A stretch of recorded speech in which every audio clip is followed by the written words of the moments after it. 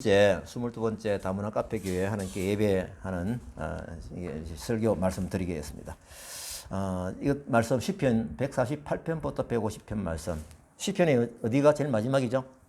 150편이 제일 마지막입니다. 그래서 시편 오늘 마지막 말씀까지 이거를 가지고 말씀을 증언하도록 하겠습니다. 제가 말씀드린 대로 이 주중에 묵상을 하면서 메모해 놔놓고 주셨던 감동대로 그거를 정리해서 말씀을 전하는 것입니다. 제 마음의 바람은 매일매일 아침 말씀을 묵상하면서 주셨던 그 하나님의 성령님이 주시는 그 감동 그대로 되기를 소원하며 준비를 합니다. 혹 인간적인 말이 들어간다고 그러면 저는 회개할 겁니다. 온전히 성령님이 오늘 역사하셔서 저에게 주셨던 그 감동 우리 모두에게 같이 큰 감동으로 말씀이 마음속에 받아들여지기를 기도합니다. 자, 제목 같이 한번 읽어보십시다. 시작. 찬양하는 힘은 하나님이 주시는 기쁨의 힘이다. 예. 하나님 주시는 기쁨의 힘은 또 어디로 나타난다? 찬양하는 힘으로 나타난다. 예. 이게 왔다 갔다 할 수가 있죠. 시편 148편 만물들아 하나님을 찬양하라고 제가 소제목을 정했습니다. 제가 굵은 글씨 위주로 읽겠습니다. 하늘에서 여호와를 찬양할지어다. 모든 천사여 모든 군대여 그를 찬양할지어다. 해와 달아 별들아 그 다 그를 찬양할지어다. 하늘의 하늘도 하늘 위에 있는 물들도 그를 찬양할지어다. 여호와의 이름을 찬양하면 그가 명령하심으로 지음을 받았음이로다. 아멘. 또 그것들을 영원히 세우시고 패하지 못할 명령을 정하셨도다. 용들과 바다여 땅에서 여호와를 찬양하라. 불과 우박과 눈과 안개와 그의 말씀을 따르는 강풍이며 산들과 모든 작은 산과 가수와 모든 백향목이며 짐승과 모든 가축과 기는 것과 나는 새며 세상의 왕들과 모든 방백들과 고관들과 땅의 모든 재판관들이며 총각과 처녀와 노인과 아이들아 여호와의 이름을 찬양할지어다. 모든 성도 곧 그를 가까이 하는 백성 이스라엘 자손의 찬양받을 이시로다. 할렐루야. 아멘. 예. 여기 오늘 대상 중에 여러분들 들어갑니까? 다 들어가죠? 빠질 구멍 하나도 없죠? 예. 오늘 시편 말씀이 결론이죠. 그죠? 예, 말씀드렸습니다. 좀 개인적으로 참 축복이었습니다. 축복이었고. 여러분들은 좀 어땠습니까? 같이 축복이었습니까? 저는 그게 제 마음속에서 바람의 기도입니다. 예, 바람의 기도입니다. 여러분들 하나님이 주시는 그 계시가 특별하게 우리 두 가지로 구분을 해서 생각할 수가 있는데요. 어떤 계시가 있느냐면 일반 계시가 있고요. 특별 계시가 있습니다. 이 계시라는 것을 국어사전에 찾아보면은 뭔가 감추어져 있는 것이 있는데 없는 것이 아닙니다. 감추어진 것인데 이것을 무엇인지 볼 수 있게 알 수 있게 하는 그것이 뭐냐라고 하면은 계시라고 합니다. 계시. 그래서 우리 기독신앙의 믿음 차원에서 보게 되면은 이 계시는 하나님의 계시인 것이죠. 그래서 우리가 알 수 없는 어떤 진리의 오묘함, 그 엄청난 진리의 말씀이 하나님께서 가르쳐 주시고 싶어 하세요. 그러면 그 방법을 어떻게 하실까라고 보면은 오늘 말씀드린 대로 우리에게 주시는 계시로서 하시는 겁니다. 그러면 계시로서는 어떻게 하시나? 이걸 두 가지로 보통 신학자들이 구분을 하는데요. 일반 계시와 특별 계시가 있다라는 겁니다. 그러면 이제 일반 계시는 뭐냐라고 하면은요. 하나님이 창조하신 이 창조 피조물을 보면서 와, 하나님이 아니시면은 이 자연계가 창조될 수가 없다라는 이런 어떤 그 부분을 깨닫고 역시 조물주 하나님은 살아계신다. 분명히 창조하신 분이라라고 해서 하나님을 알 수 있는 그런 일반 계시적인 것이 내용이 있다라는 것입니다. 또한 인류의 그 역사 속에서 개입하셨던 그런 흔적들, 그 다음에 인류의 문화나 그런 정신이 흘러가는 상태에서 하나님의 감동을 받은 여러 사람들에 의해서 나타나는 하나님의 일반 계시가 있다라는 것입니다. 여러분들이 그 충분히 느끼시죠? 특히 그 농사하시는 우리 박 지사님은 충분하게 느끼실 겁니다. 우리보다 훨씬 강하실 거예요. 예. 비가 없으면 어떻게 얼마나 큰 고통입니까? 지금은 또 비가 넘어와가지고 밭이 좀 논이 잠겨가지고 지금 포기해야 될 상황이죠. 그 부분은 조금 마음이 좀 쓰리도 그렇게 얘기를 들었습니다. 어쨌거나 이런 과정들이 우리가 하나님이 주시는 그 자연 계시를 통해서 주시는 말씀 뜻을 알 수가 있습니다. 특별히 이것이 왜 생기느냐? 하나님의 창조론으로서 우리가 믿음의 시각을 가지고 바라보아야겠습니다. 그래서 이 자연계를 보면서 창조하신 하나님을 찬양하고 경배하자라는 것이 이제 148편의 말씀의 방향이죠. 그래서인지 모르지만은 이 인체의 아주 오묘한 부분을 늘 가까이에서 치밀하게 보는 사람이 누구입니까? 의사죠. 예, 의사분 중에서요, 기독교인들이 좀 많습니다. 특히 제가 밀양에 보니까요, 거의 한 90%가 기독교인들이에요. 거의 90%가. 저도 이제 친분을 쌓고 있기 때문에 제가 병원에 가서 이 병원비를 받는 데가 한 군데도 없어요. 피부과 뭐죠? 산부인과는 없어요. 예. 밀양이 산부인과 없어가지고 아는 사람 없습니다. 예, 없는데 어쨌거나 의사분들 중에서 그런 분이 많다라고 하면요, 이 우리를 의사분들은 우리보다 훨씬 더 이 인체에 대한 오면 그 부분을 깊이 볼 수가 있거든요. 또 하나는 자연과학자들도요, 믿는 사람 기독교인이 참 많이 있습니다. 그래서 우리가 하나님의 말씀 10편 19편 1절 말씀과 로마서 1장 19절 말씀을 한번 보도록 하십니다. 어떻게 우리에게 이걸 말씀으로 주시는가라는 겁니다. 하늘이 하나님의 영광을 선포하고, 그죠? 하늘이 하나님의 영광을 선포합니다. 궁창이 그의 손으로 하신 일을 나타내는도다. 이것이 하나님의 뭡니까? 일반 계시라는 것이죠. 로마서 1장 19절을 봅니다. 이는 하나님을 알만한 것이 그들 속에 보입니다. 이 그들이 뭡니까? 이 자연계라는 거죠. 하나님이 창조하신 이 피조물 모든 속에 보인다라는 겁니다. 그래서 하나님께서 이를 그들에게 보이셨느니라. 이 그들 속에 우리가 들어있는 것이죠. 우리에게 분명히 보여주신 겁니다. 그리고 이제는 특별계시가 있습니다. 이 특별계시는 하나님께서 어떻게 인간을 구원하시고 뭡니까? 이 상세한 디테일한 내용이 있잖아요. 이걸 우리가 어떻게 이 자연계로서 알 수 없는 이런 부분을 뭐로 주십니까? 하나님이 계신 성경 말씀을 통해서 우리에게 알려주시는 거죠. 진리인 말씀을 통해서 하나님께서 우리에게 구원하시는 그런 진리의 법을 분명하게 나타내시는 것입니다. 일반 계시만으로는 우리가 온전히 하나님을 이해할 수 없는 것이죠. 그래서 이 특별 계시인 하나님의 말씀을 보면서 그분의 진리의 말씀, 반석이신 하나님, 성주이신 하나님, 우리의 왕이신 하나님, 그것을 성경 말씀을 통해서 깨닫는다라는 것이죠. 그래서 우리가 시편 19편 7절 말씀, 7절에서 8절 말씀 한번 더 봅니다. 여호와의 율법은 완전하여 영혼을 소성시키며 여호와의 증거는 확실하여 우둔한 자를 지혜롭게 하며 여호와의 교훈은 정직하여 마음을 기쁘게 하고 여호와의 계명은 순결하여 눈을 밝게 하시도다. 아멘입니까? 이것이 바로 특별 계시의 말씀이죠. 분명히 말씀을 보게 되면은 하나님이 완전하신 것, 우리 영혼을 소성시킨다는 것을 분명히 알 수 있는 말씀이 있다라는 것입니다. 말씀을 안 보니까 모르죠. 그래서 우리가 그들에게 말씀을 볼 수 있도록 우리가 복음을 전하고 전도하는 것이죠. 히브리서 4장 12절 말씀을 봅니다. 하나님의 말씀은 뭐예요? 살아있고 활력이 있어 좌우의 날선 어떤 것보다도 예리하여 혼과 영과 및 관절과 골수를 찔러 쪼개기까지 하며 또 마음의 생각과 뜻을 판단하신다. 아멘입니까? 예, 이게 바로 특별 계시입니다. 그래서 우리는 하나님이 창조하신 모든 만물을 바라보면서 하나님의 계시를 깨닫기도 하고 또 뭡니까? 하나님 말씀을 보면서 거기에 담겨져 있는 정말 이 성경의 통일성, 구약 성경에 하신 말씀이나 신약 성경에 하신 말씀이나 어쩜 이리 똑같냐 라는 것을 우리가 분명히 깨달을 수가 있습니다. 요즘 이 부분에 대해서는 우리 오성호 집사님이 참 간증하는 얘기를 참 많이 돼가지고 들었습니다. 제가 시간만 되면 와서 그 부분을 좀 얘기를 하고 싶긴 한데 일단 표정으로 얘기하십시오. 맞죠? 예, 너무 말씀에 대한 특별 계시를 참 많이 받으셨어요. 그래서 자, 이 부분이 있는데 그러면은 오늘 이게 148편 말씀은 어떤 말씀입니까? 일반 계시로 보여주신 이 모든 피조물이 누구를 한다? 누구를 찬양한다? 하나님을 찬양한다는 겁니다. 이 찬양하는 모습 가정된 표현일까요? 아닙니다. 우리 148편 다시 한번 봅니다. 여기 보게 되면은 모든 피조물이 하나님을 찬양하는 모습을 볼 수가 있는 것입니다. 그래서 이 찬양은 주제별로 제가 한번 나눠서 보겠습니다. 첫째 1절 2절은 뭡니까? 1절 2절은 하늘의 천사들이 찬양하는 모습이에요. 하늘의 천사들이. 그래서 하늘에서 여호와를 찬양하고 모든 천사여 모든 군대여 그를 찬양할지어다. 하늘이 찬양자인 전 천사를 강조하는 이 찬양의 모습을 저희들이 그려집니까?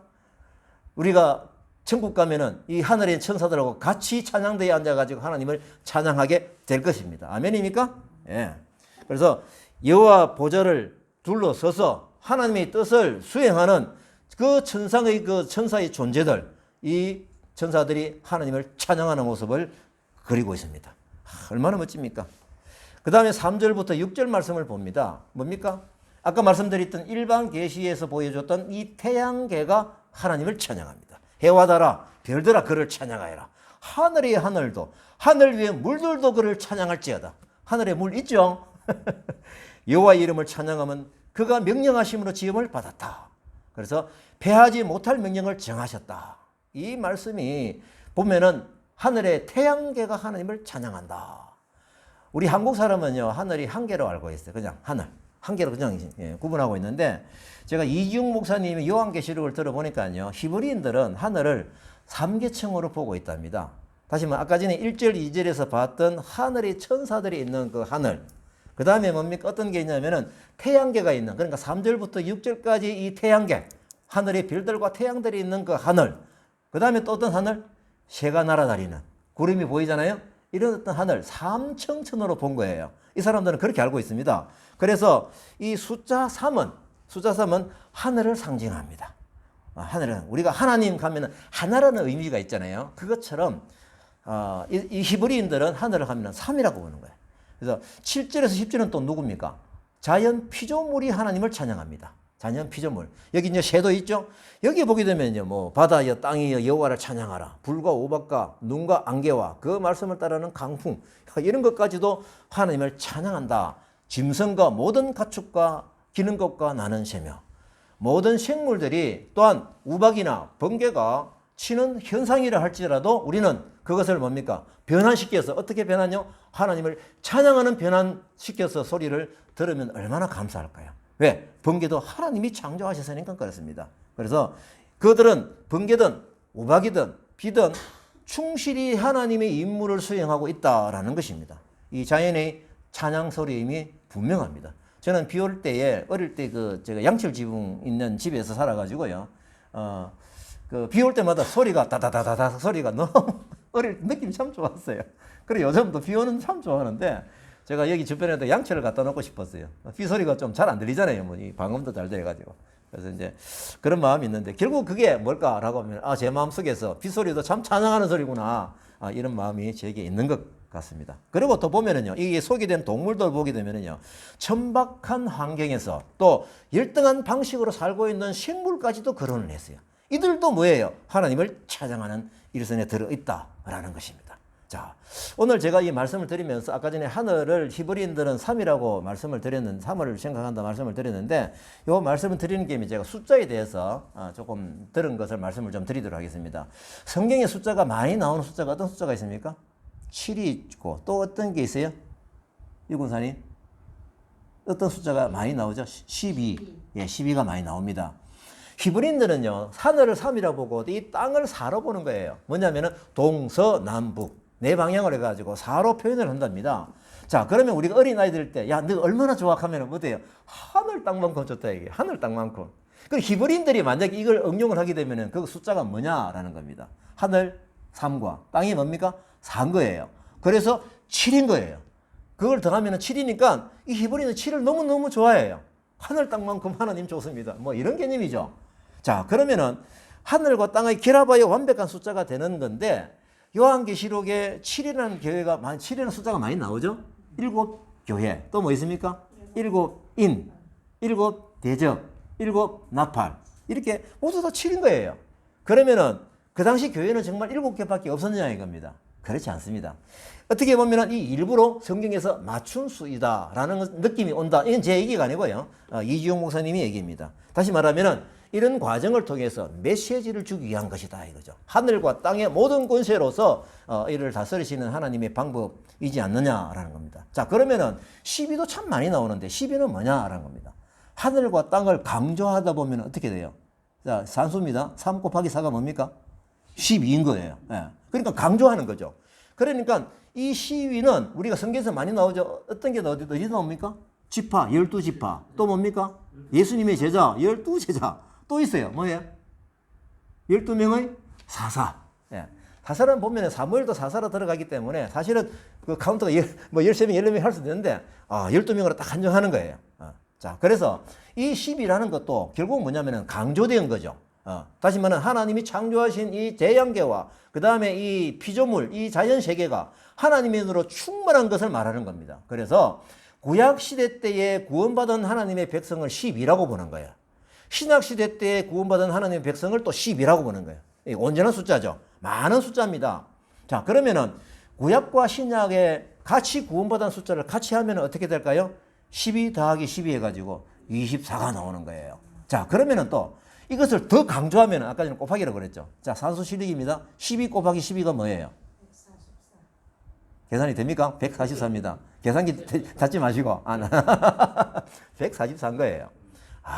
이 144, 여러분 기억나는 숫자가 있죠? 144가 있는데 우리가 사람들이 왜 많이 모였을 때 한국 사람들은 어떻게 와 수만 명이 모였다 이러잖아요. 수만 명이 모였다. 히브리 사람들은요 어떻게 하냐면 와 수천 명이 모였대요. 이 천이라는 숫자를 참 좋아한다면 그러니까 가득 찬 숫자가 천이라는 겁니다. 솔로몬이 천번제를 드렸잖아요. 그게 뭘까요? 온전한 제사를 하는 게 드렸다는 거예요. 가득 찬 제사. 그게 천번제예요. 그러면은 144에다가 천을 곱하면은 와 14만 4천인 거예요. 여러분 기억나세요? 구약성경에는 그 요한계시록에 구원받은 백성을 14만 4천 명으로 얘기를 하는 것이 이게 숫자에 한정할까요? 딱 카운트 거기서 끝날까요? 이거 지금 신천지에서는 이렇게 해가지고 겁을 주면서 말이야. 14만 4천 명이 들어오기 위해서 네가 어떻게 되는데 흥금하게 강요하고 말이야. 자기 말 명령에 복종하게 만들고 로봇처럼 만들어요. 절대 그렇지 않습니다.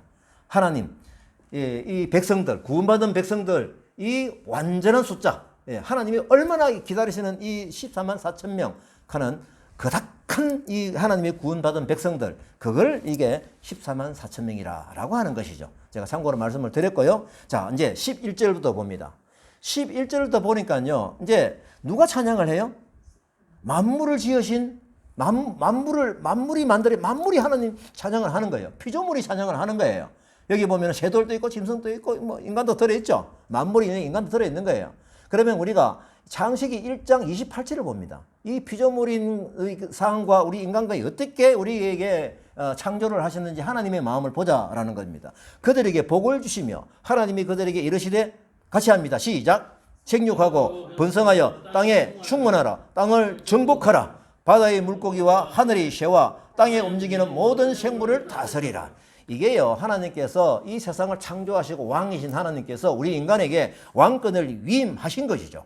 왕권을 위임해 주셨으니까 우리 인간은 우리와 이 피조물과 다 같이 어떻게 해야 된다? 성가대를 만들어야 되는 거죠. 하나님을 찬양하는데 리드를 해야 된다라는 것입니다. 그래서 이 만물의 영장인 인간까지 확대해서 11절부터 쭉 말씀을 해서 보니까 11절 12절을 봅니다. 뭡니까? 이 사람들 또 분류를 하고 있네요. 세상의 왕들과 모든 백성들과 고관들과 땅의 모든 재판관들이며 총각과 처녀와 노인과 아이들 남녀노소 뭐 이러죠. 보통요 다 들어가는 거예요.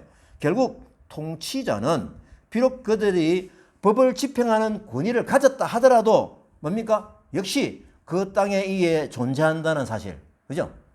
이 통치를 하는 사람도 모든 사람도 뭡니까? 자기가 뭔 권세를 가졌네 그러지 마라. 하나님을 다 찬양하는 자죠. 총각과 처녀와 그 다음에 노인과 아이들. 큰 권위를 가지고 있다고 해서 건방지어서 하나님 왕권을 무시하고 자기가 왕인 양 살아가는 그 인간들, 사람들 이 말씀으로 명심해야 됩니다. 그래서 남녀노소를 불문하고 다 어떻게 하라? 하나님을 찬양하라 라는 겁니다. 자 이제 13절 14절 말씀 봅니다. 이거는 뭡니까? 우리의 찬양을 받으시는 하나님이 어떤 분인가라는 겁니다. 우리가 찬양을 하긴 하는데 이 찬양을 받으시는 하나님이 어떤 분이신가? 13절 여호와의 이름을 찬양할지어다. 그의 이름이 홀로 높으시며 하나님이십니다. 홀로 높으시며 그의 영광이 땅과 하늘 위에 뛰어나심이로다. 14절 뒤에 보면은 곧 그를 가까이 하는 백성 이스라엘 자손이 찬양받을 이시로다. 할렐루야. 아멘. 예, 아멘입니다. 그래서 하나님이 천지에 뛰어나다고 하셨는데 하나님께서는 3절부터 12절까지 말씀을 볼 때 여기에 언급된 모든 피조물들 위에 뛰어나신 분이에요. 그것을 모두 다스리시는 분이 하나님이신 것이죠. 그래서 우리가 이때 찬양을 하게 되는 것도 찬양해야 되기 때문에 찬양하는 것이 아니고요. 그러면 이 자연을 볼 때 하나님 우리에게 주시는 큰 감격과 기쁨이 있는 거예요. 그것이 바로 찬양하는 힘이 되는 것입니다. 시편 149편 말씀을 봅니다. 제가 이 소제목을 찬양하는 힘은 하나님이 주시는 기쁨의 힘이다 라고 말씀을 드렸어요. 제가 이 말씀을 보면서 제가 말씀을 참 환상적이에요. 이 내용을 보게 되면 어려운 내용이 하나도 없습니다. 그래서 여기에서 우리가 149편의 말씀을 보게 되니까요. 제가 어떤 모습이 상상이 되느냐라고 하면은 천국에서 찬양대의 그 모습이 막 보이는 거예요. 자, 하나님이 천지를 창조하실 때 우리를 어떻게 만드셨어요? 어떤 대상으로 만드셨어요? 뭐의 대상? 기쁨의 대상으로 만드는 거예요. 같이 친하게 지내자는 거예요. 내가 너를 보고 기뻐하고 싶다라는 것입니다. 이렇게 우리를 창조하신 것인데 우리가 하나님을 찬양하는 이유는 뭐냐? 내 호주머니에 머니가 만을 주셔서 찬양한다. 이건 배경이 잘못된 거예요. 아니다라고는 할 수 없는데 그것이 우선할 수가 없는 것입니다. 그래서 오늘 시인의 고백대로 찬양하게 하는 우리 하나님이 주시는 기쁨이 우리 마음속에 넘치게 있느냐라는 겁니다. 이 기쁨이 과 찬양하는 힘은 제가 볼 때는 수학적으로 말하면 비례한다라고 그렇게 말씀을 드리고 싶습니다. 그래서 하나님과의 관계에 있어서 우리가 하나님의 기뻐하심이 우리의 기쁨이 되고 또 우리 때문에 하나님 기뻐하시고 이런 어떤 그 교류와 관계가 우리 삶에 있는가라는 것입니다. 찬양하기 전에 이런 모습들을 한번 검토를 해 보아야 되는 것입니다. 이 기쁨은 내 인생을 지배하시는 하나님께 온전히 엎드리는 바로 그 자세에 있어야 하나님의 기쁨이 우리에게 올 수 있는 겁니다. 그래서 우리는 엎드려서 하나님을 찬양하지 않을 수가 없는 찬양하고 싶은 터지는 듯한 이런 찬양이 우리 마음속에서 있어야 신앙 관계에서 하나님이 우리 창조하신 모습 그대로 참 정말 기분 좋다. 보기에 참 좋았더라. 바로 그것이 회복이 되는 것입니다. 제가 전에 말씀드린 대로 성경에 제가 많이 나오는 단어를 참 많이 찾아봤어요. 무슨 단어가 많이 나올까? 사랑이 많이 나올 것 같아요. 찾아보니까 진짜 많이 나와요.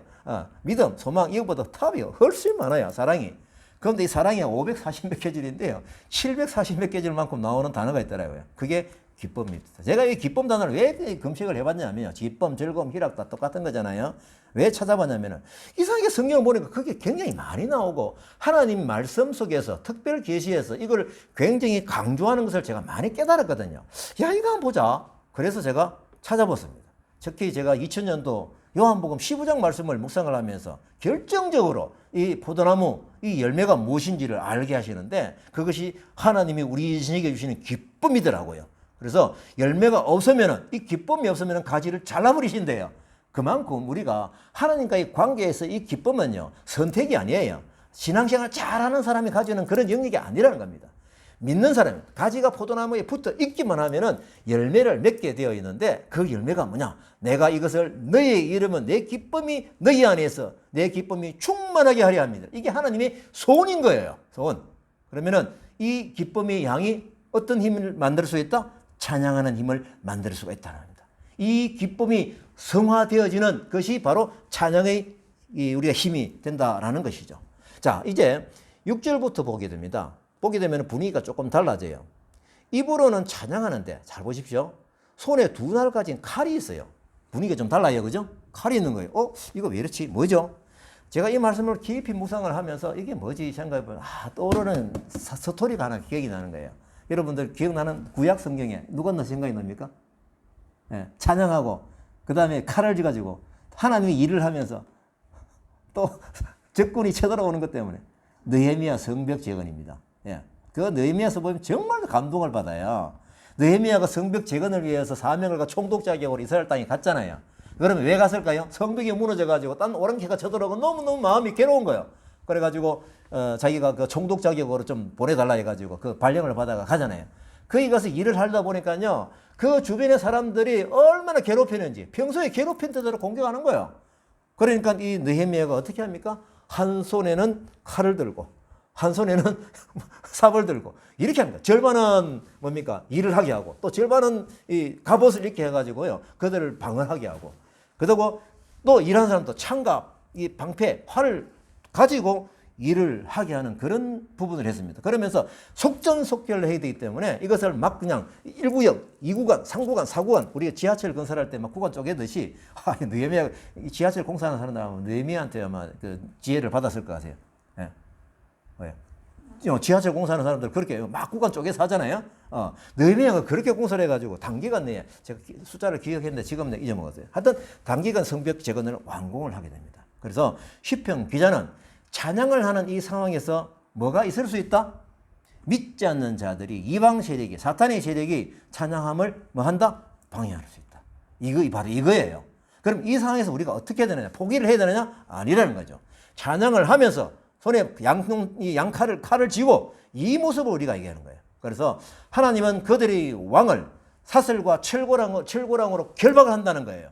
기록한 대로 뭐예요? 심판하신다는 거예요. 그건 반드시 하나님 심판하십니다. 그래서 우리 성도들은 이 하나님의 힘을 믿고 우리가 힘들게 누가 공격을 해와도 찬양을 멈추게 할 수 없다라는 겁니다. 결국 우리가 뭡니까? 하나님께 영광을 드리고 찬양을 드리고 하나님 영광이 온 세상에 선포될 수 있도록 우리에게 맡겨진 사명이지 않느냐라는 것입니다. 그래서 저는 요즘 이 부분이 다카 교회에서 복음을 전하는 일로 기쁨이 참 넘쳐났거든요. 제가 전에 말씀을 드린 대로 동시에 이 기쁨을 멈추게 하는 뭐가 있다?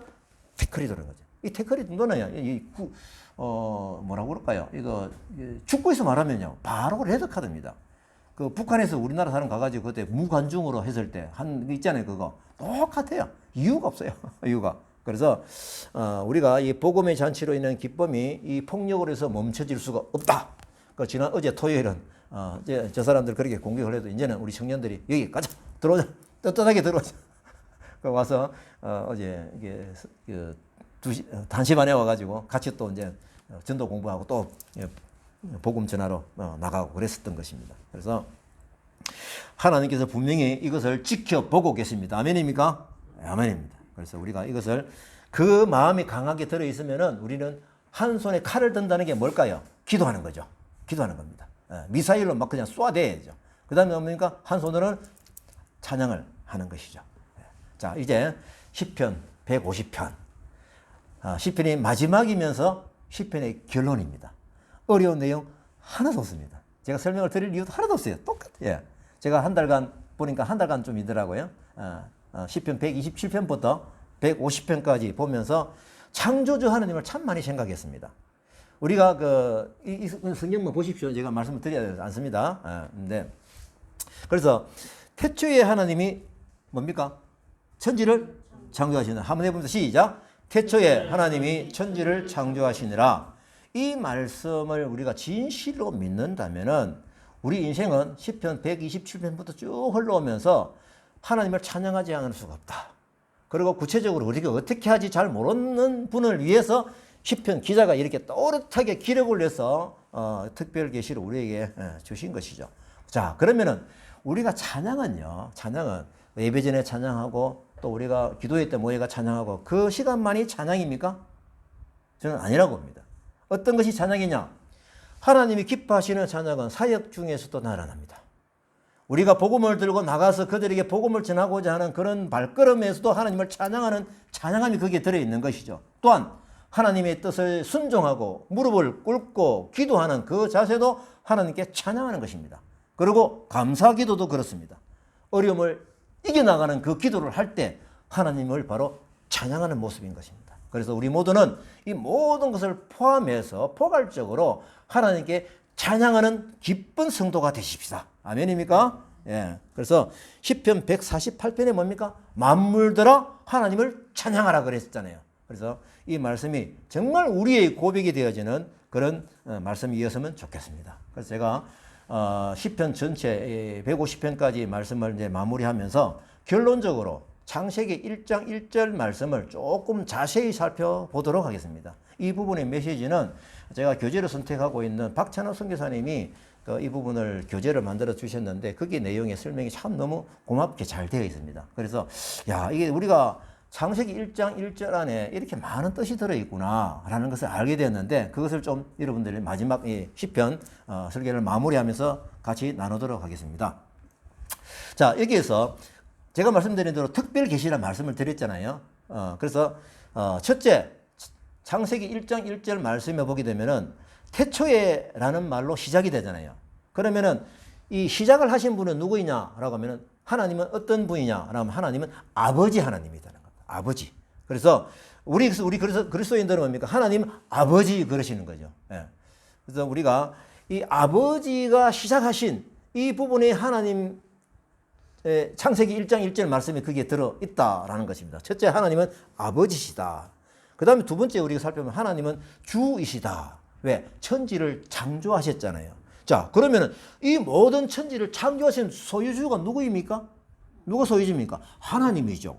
그러니까 하나님이 주인이라는 겁니다. 지금 비록 우리 박 기사님은 농사를 하기 때문에 자꾸 언급을 하는데 땅에서 농사하고 그 다음에 하는데 이 처음부터 보면요. 하나님이 비 내리심, 햇볕과 모든 이런 상황을 만들 곡식이 자라는 거예요. 엄청난 하나님의 복입니다. 특별히 우리보다 더 감사할 수 있는. 그래서 우리 박 기사님 보니까 쌀을 정미소를 하시는데 쌀을 잘 나눠주세요. 아마 이게 하나님 찬양하는 모습이죠. 그겁니다. 그래서 이 하나님이 천지를 창조하셨으니까 주인이신 거죠. 예.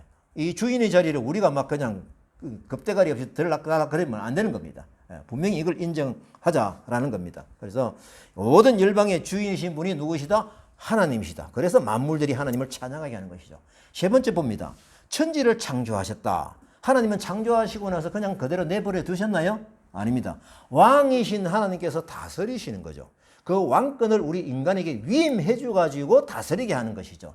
진정한 왕은 누구시다? 이 천지를 창조하신 하나님께서 다스리신다는 겁니다. 이게 하나님은 왕이시라는 것이죠. 그러니까 창세기 1장 1절 말씀에 이렇게 큰 의미가 들어있는 것을 알 수가 있는 것입니다. 그래서 우리가 천과 지, 하늘 땅만큼, 그죠? 7이든 14든 24든 14만 4천이든 이 모든 관계 안에서 그 어느 것도 신이 될 수 있다 없다? 없다. 예, 우리 오성희 집사님 엊그제 전화해가지고 하나님이 신 외에는 아무도 신이 없는 거예요. 그죠? 우리 전화가 그거예요. 그러면 사람이 신으로 만들어버린 거죠. 그죠? 사람이 이제 이 사탄이 그렇게 해가지고 신으로 만들어가지고 비나이다. 네팔 같은 데는요, 사람 인구 수보다 신이 많대요. 네팔 첫 발 디딜 때 그 얘기를 하더라고요. 예. 자, 그 다음, 우리가 네 번째 살펴볼 것은요, 이 창조가 뭐냐? 창조는, 하나님의 창조는 유에서 유를 만들었습니까? 무에서 유를 만들었습니까? 무에서. 예, 무에서 아멘입니까? 네. 그러면 하나님은 전능자신 거죠. 인간도 창조 능력이 있어요. 어떤 창조 능력인가요? 유에서 유를 만드는 거죠. 응용하는 거죠. 그죠? 근본적으로 무에서 유는요, 엄청난 전능자라고 고백하지 않을 수가 없다라는 것이죠. 그래서 동물들은 사실은 도구를 이용하는 걸 잘 모르는데요. 인간은 조금 뛰어나가지고 도구를 이용할 줄, 도구를 만들 줄 알고 이거냈는데 하나님은 무에서 유를 창조하신 분이라는 겁니다. 인간이 정말 건방지게 이 하나님은 전능자 하나님을 무시하고 자기 나름대로 빅뱅 이론이니, 그죠? 그 다음에 진화론이니 이런 식으로 이론을 만들어가지고 현혹시키고 있는 것을 우리는 직시해야 되는 것입니다. 그래서 하나님께서는 무에서 유를 만드신 전능자 하나님이십니다. 이게 네 번째입니다. 자, 다섯 번째. 하나님은 거룩하시다 이겁니다. 왜 거룩하시냐 우리가 고백하지 않을 수가 없느냐면요. 하나님의 천지를 창조하신 분은 창조주이신 거죠. 그러면 우리와 비교할 때 우리는 뭡니까? 천지 만물을 창조받은 피조물인 거죠. 하나님은 창조주시고 우리는 피조물인 거죠. 그래서 하나님과 우리와의 관계는 다르다는 겁니다. 차원이 다른 얘기죠. 그래서 이제 영어로는 it's different. 발음이 괜찮은지 모르겠네. 예. 비교 대상이 아닌 거예요. 비교 대상이. 금방직으로 비교하는 거죠. 그게 뭐냐면 잡신을 만들고 하는 거 전부 다 비교하는 것이죠. 모든 것을 초월하시는 분이 하나님이시고 차원이 다른 분이에요. 우리 인간의 이성으로 절대 그 정확하게 평가를 할 수가 없습니다. 그냥 이성은 하나님을 바라보는 도구밖에 안 되는 거예요. 하나님의 뜻이 우만한 도구밖에 안 되는 겁니다. 특빛 계시를 통해서 순종으로 그분 창조지심을 기억을 하고 거룩하신 분임을 기억을 하고 무릎 꿇는 이 자세가 하나님을 찬양하는 자세고 인정하는 자세인 것이죠. 피조물로서 인정해야 됩니다. 그래서 이것이 바로 하나님이 온전히 우리와 다르신 뭡니까? 우리가 가지지 못한 거룩의 하나님이다 라는 이런 의미라는 것입니다. 자, 여섯 번째 봅니다. 제가 7가지 말씀을 드릴 거거든요. 이 내용이 참 어떻게 7가지 내용이 나오느냐 저는 깜짝 놀랄 정도예요. 내용이 다 맞아요. 그래서 제가 이거를 전하는 여섯 번째. 태초에 천지를 창조하셨다라고는 어떤 식으로 분석을 하냐면요. 태초는 뭡니까? 시간이죠. 맞습니까? 그러면은 여기 공간이 어디에 있습니까? 천지가 나오잖아요. 다시 말하면 시간과 공간을 창조하신 하나님이신 거죠. 그래서 이 말씀을 볼 때 하나님은 시간과 공간을 초월하시는 하나님이신 거죠. 그러면은 뭡니까? 하나님은 영원하시고 무소부재하신 하나님이신 거죠. 우리가 이것을 믿어야 됩니다. 지금은 성령님이 이 땅에 오셔가지고 각각 하나님 여러분들을 도우시는 성령님이 각각 우리 안에 계시잖아요. 전능하신 하나님, 시간과 공간을 초월하시는 영원하시고 무소부재하신 하나님이신 것입니다. 그래서 하나님을 과거나 현재나 미래의 시간 속에 가둘 수가 없다라는 겁니다. 그러니까 이런 식으로 자꾸 현재만을 가지고 있는 인간의 이성의 한계에서 하나님을 자꾸 생각하니까 자꾸 하나님이 깨달아지지 못하는 것이죠. 공간 속에 절대 가둘 수 없는 하나님이신 겁니다. 자, 마지막 이제 7째입니다.